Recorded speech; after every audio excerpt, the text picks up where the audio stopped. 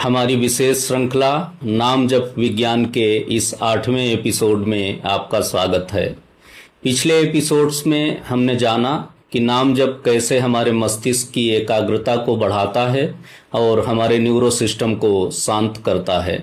लेकिन आज हम नाम जप के एक ऐसे अद्भुत और गहरे आयाम पर बात करने जा रहे हैं जो सीधे हमारे अस्तित्व से जुड़ा है। हम सबके जीवन का सबसे भारी बोझ क्या है? वो है बीते हुए कल का पछतावा, जिसे विज्ञान गिल्ट कॉम्प्लेक्स कहता है।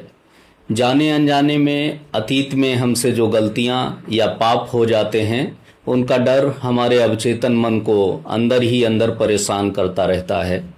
हमारी सनातनी परंपरा कहती है कि नाम जप में वो परम सामर्थ्य है जो पुराने से पुराने पापों और बुरे संस्कारों को भी भस्म कर सकता है। आज की तार्किक और पढ़ी लिखी पीढ़ी अक्सर पूछती है कि डॉक्टर साहब, क्या ये सचमुच संभव है?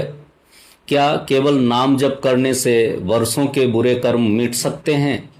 आज हम इस विषय को किसी काल्पनिक दावे से नहीं, बल्कि हमारे प्रामाणिक पौराणिक इतिहास के दो बहुत ही विस्तृत प्रसंगों और उसके पीछे छिपे न्यूरोसाइंस से समझेंगे।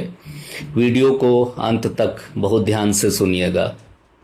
आइए सबसे पहले चलते हैं श्रीमद् भागवत महापुराण के 6ठे स्कंध में, जहां अजामिल का अत्यंत विस्तृत प्रसंग आता है।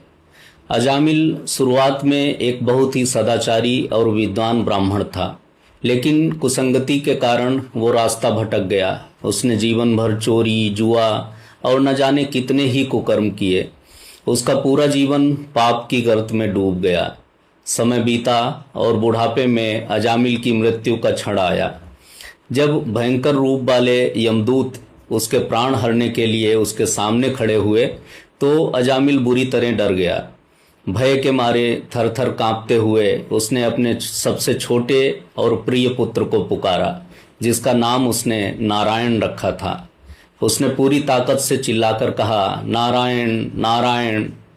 मित्रों, यहाँ समझने की बात यह है कि उसने भगवान को नहीं, अपने बेटे को पुकारा था। लेकिन जैसे ही उसके मुख से नारायण ध्वनि निकली, वहाँ भगवान के पार्षद प्रकट हो गए और उन्होंने यमदूतों को रोक दिया।